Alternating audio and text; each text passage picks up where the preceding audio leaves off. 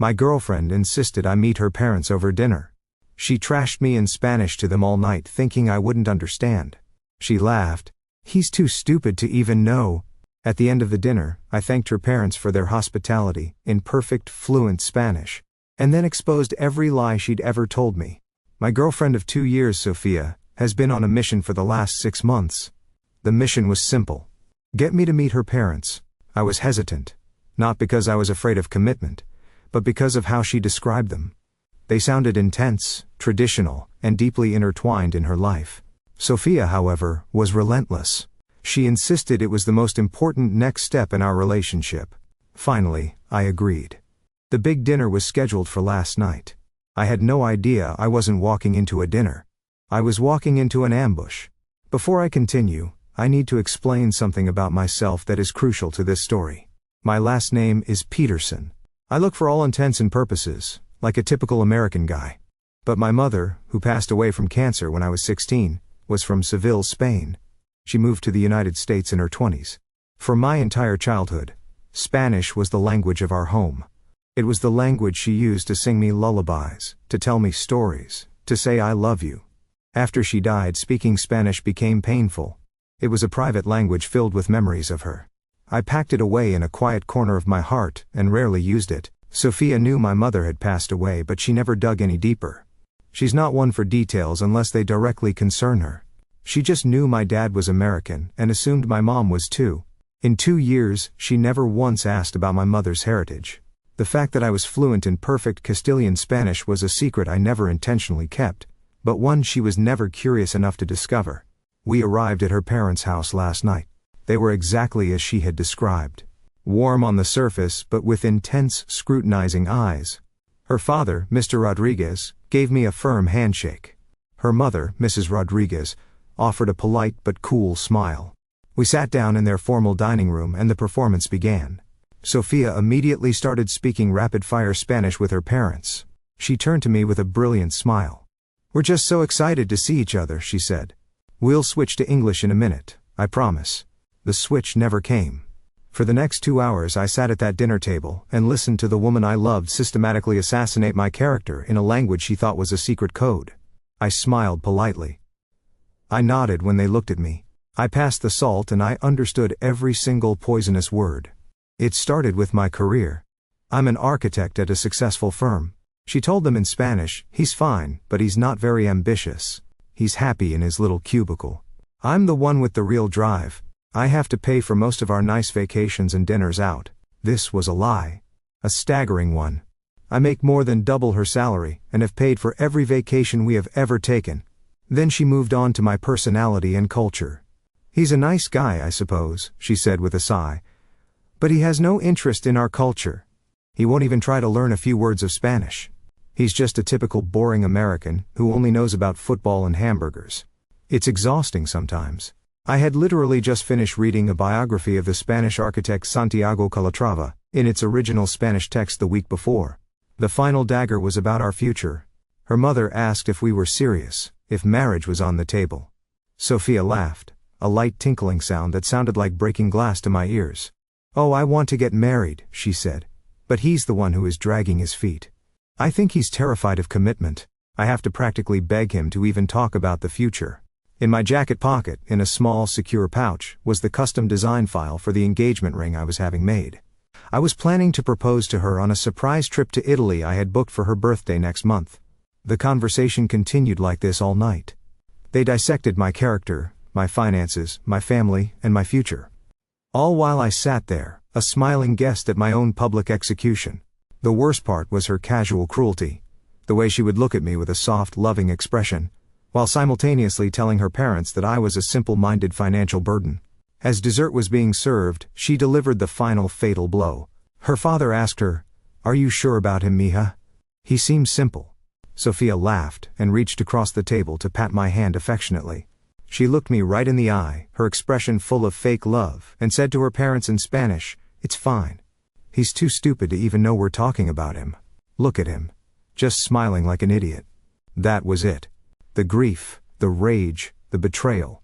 It all coalesced into a single point of cold, hard resolve. I was not going to cause a scene.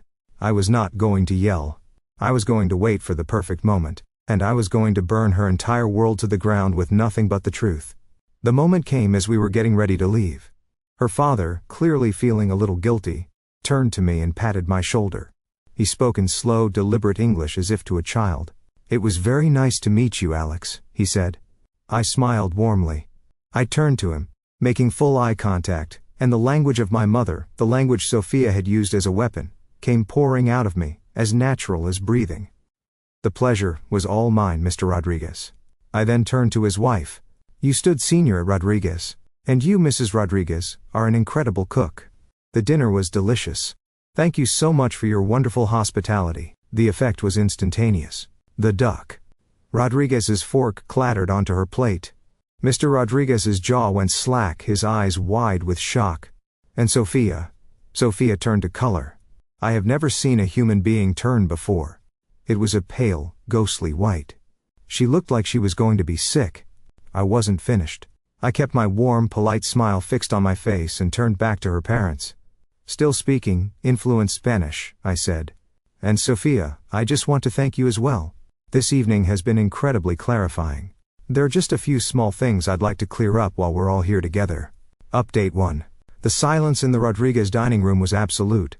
It was a heavy, suffocating silence, broken only by the sound of Mrs. Rodriguez's unsteady breathing. Sophia was frozen in her chair, her face and mask of pure, unadulterated horror. She looked like a chess player who had just realized her opponent was not a pigeon, but a grandmaster who had been letting her win for sport. I kept my demeanor calm and pleasant, as if I were just making polite, end-of-evening conversation. I addressed her parents directly, still speaking in the clear, formal Spanish my mother had taught me. "First," I began. Sophia expressed some concern about my career and financial situation. "I want to put your minds at ease." She must have been confused. "I was actually made a junior partner at my architectural firm last month. It came with a significant raise. I am, in fact, doing very well." I reached into my pocket, pulled out my phone, and brought up the confirmation email for the trip to Italy I had booked for her birthday. I placed the phone on the table so they could see the details. As for her paying for our nice things, this is the itinerary for the surprise trip I was taking her on next month. First-class tickets, a suite at the Hotel de Ruse in Rome. I believe she mentioned she was paying for our vacations. Another simple confusion, I'm sure. I looked at Sophia. A single tear was tracing a path down her cheek, leaving a clean track through her makeup. She didn't move. "Second," I continued, turning my attention back to her stunned parents. "She mentioned my supposed lack of interest in her culture. This one wounded me deeply. My mother, Maria, was from Seville. She raised me speaking her language. It was the language of my home, of my heart. After she passed away, it became a private, painful memory. I didn't share it with Sophia because it was sacred to me. Her assumption that my silence was due to ignorance and disrespect is unfortunate." Mrs. Rodriguez put a hand to her chest, her expression softening with sympathy. Mr. Rodriguez just stared at his daughter with a look of dawning disappointment. "And finally," I said, delivering the killing blow, "the matter of commitment." I looked directly at Sophia now, my voice losing its pleasant tone and taking on a hard, icy edge. "You told your parents that I was afraid to get married, that I was the one putting it off. You told them this, knowing that I have spent the last month working with a jeweler to design a custom engagement ring for you. Knowing that I was planning to ask you to be my wife under the stars in Rome." I let that statement hang in the air for a long moment. But I see now that a man cannot and should not propose to a woman who believes he is a stupid, clueless idiot. A man cannot build a future with a woman who uses the sacred language of his late mother as a tool to mock him, to belittle him, to her family. I stood up from the table. I turned to her parents one last time. "De nuevo, gracias por todo," I said. "Again, thank you for everything. You have a lovely home." Then I walked out of the house, got in my car and drove away, leaving Sophia there to sit in the ruins of the world she had created. The car ride back to our apartment was the longest 30 minutes of my life. She eventually came out of the house and got in, but we didn't speak. The silence was louder than any argument. When we got inside our apartment, the dam finally broke. She exploded. She accused me of deceiving her, of tricking her, of setting her up. "You knew the whole time," she screamed, her voice hoarse. "You sat there and let me talk. You did this to humiliate me." "No, Sophia," I said, my voice weary. "I didn't do anything. I just sat at a table and existed. You did the rest." You humiliated yourself with your own words, with your own lies. The only thing I did was understand them. She started crying then, begging me to forgive her, saying she didn't mean it, that she was just trying to make her parents like me by making herself look better. The excuses were as pathetic as they were transparent. There is no coming back from this, I said. You didn't just lie to your parents. You lied about every aspect of our life together. And you used my mother's memory as the backdrop for your little theater. That is unforgivable. I walked into our bedroom and started pulling the suitcase out of the closet. This is my apartment, Sophia. The lease is in my name. I want you to pack your things. I want you to be out of here by the end of the week. She stared at me, her face crumbling as the finality of my words sank in. She hadn't just lost an argument. She had lost everything. Update 2. The week that followed the disastrous dinner was a grim logistical affair. Sophia moved through the apartment like a ghost, packing her life into cardboard boxes. The atmosphere was thick with a mixture of her silent, resentful sorrow and my own cold, quiet resolve. There were a few more pathetic attempts at tearful apologies, but they were half-hearted. She knew she had crossed a line from which there was no return. She wasn't sorry for what she did. She was sorry she got caught. True to my word, she was gone by Friday. I helped her move the last box into her car. We didn't say goodbye. I just closed the door, went back inside my apartment, and felt the profound sense of peace that comes with the removal of a toxic presence. I thought that would be the end of it. I was wrong.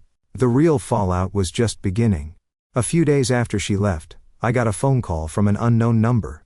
I answered cautiously. It was Mr. Rodriguez, Sophia's father. His voice was heavy. "Alex," he said. "It's Hector Rodriguez. I am calling to apologize." I was taken aback. "You have nothing to apologize for, sir," I replied. "No," he insisted. "I do. I apologize for my daughter's behavior in my home. I apologize for the things she said and for the fact that we, her parents, just sat there and allowed it to happen. There is no excuse. We have raised our daughter to be better than that. And that night, we saw that we have failed in some way. What she did to you and to the memory of your mother was shameful." He told me they had had a long, difficult conversation with Sophia after I left. He said that when confronted with the truth, she had completely broken down and admitted to everything. He told me that they were deeply disappointed and ashamed. "I just want you to know," he concluded, "that we do not condone her actions. You are a good man, a man of character, and I am sorry that my family caused you such pain." I was genuinely moved. "Thank you, Hector," I said. "That means more to me than you know." This phone call was the first sign that Sophia's support system was not as solid as she believed. She had always counted on her parents to be in her corner, no matter what. But her lies had been so blatant, her disrespect so profound, that she had managed to alienate her own biggest allies. Sophia, meanwhile, was attempting to spin the narrative with our mutual friends. She told them a wild, convoluted story about how I had a secret life, that I had been hiding my true self from her for years, and that our breakup was because I was a manipulative and deceptive person. It didn't work. The story of what had happened at the dinner was just too specific, too dramatic, and too damning. I only had to tell the true version to one or two close friends. From there, it spread like wildfire. The image of me sitting silently at a dinner table, while my fiancé unknowingly insulted me in a language I secretly understood, was a far more compelling and believable story than her vague accusations. Her attempt to paint me as the villain just made her look desperate and unhinged. The final pathetic act was a text message I received from her last week. It said, "I know you canceled the trip to Italy. I think you owe me half the money for the ticket since you broke up with me, and it was supposed to be my birthday gift." I stared at the message, a slow, sad smile spreading across my face. Even now, after all the lies and humiliation, her first thought was about the money, about what she felt she was owed. I didn't reply. I just deleted the message and blocked her number for the last time. Final update. It has been 6 months since my life took a sharp, unexpected, and ultimately positive turn. The drama with Sophia has faded into the background, replaced by a quiet and steady sense of peace. The final pieces of her story have filtered back to me, and they paint a picture of a life defined by the consequences of a single disastrous evening. Sophia's relationship with her parents is, by all accounts, incredibly strained. According to the friend who keeps me loosely informed, they are no longer enabling her. Her father, a man of principle, was so disgusted by her deception that he has put her on a strict life probation. They are making her go to therapy. They are making her pay for her own expenses. They are forcing her, for the first time in her life, to be a responsible adult. The unconditional adoration and support she had always taken for granted is gone, replaced by a guarded disappointment. She lost her fiancé, and in the process, she lost the pedestal her parents had always kept her on. She is still living in a small apartment, working her old job, and is reportedly miserable. Her attempts to date again have been unsuccessful. The story of the dinner party has become something of a cautionary tale in our social circle, and her reputation as a deceptive and materialistic person precedes her. As for me, I have been rebuilding. The first thing I did after she left was sell the engagement ring I had designed. I took the money and booked myself a different kind of trip. I didn't go to Italy. I went to Seville, the city where my mother was born. I spent 2 weeks there alone. I walked the streets she walked. I ate the food she loved, and I spoke her language, not as a secret, but as a celebration. I visited the old neighborhood where she grew up, and I sat in the pews of the church where she was baptized. It was a pilgrimage. It was a way of taking back the part of my identity that Sophia had tried to tarnish and making it my own again. The experience was transformative. I reconnected not just with my mother's memory, but with the part of myself I had kept locked away for too long. I came back feeling whole, feeling centered, feeling free. I don't know what the future holds for me. I'm not dating anyone. I'm just enjoying the quiet, steady rhythm of my own life. I'm focusing on my work at the firm, spending time with friends who are genuine, and planning another trip, maybe to Argentina next time. Sophia's greatest act of disrespect was using the language of my heart as a weapon of contempt. She thought it was her secret code, her private joke, but she was wrong. It was my history, my heritage, my mother's love, and in the end it was the truth that set me free. She tried to define me as a stupid, clueless man. Instead, she revealed herself to be a woman who couldn't see the value of what was right in front of her, and that is a loss far greater than any I could have ever inflicted on her.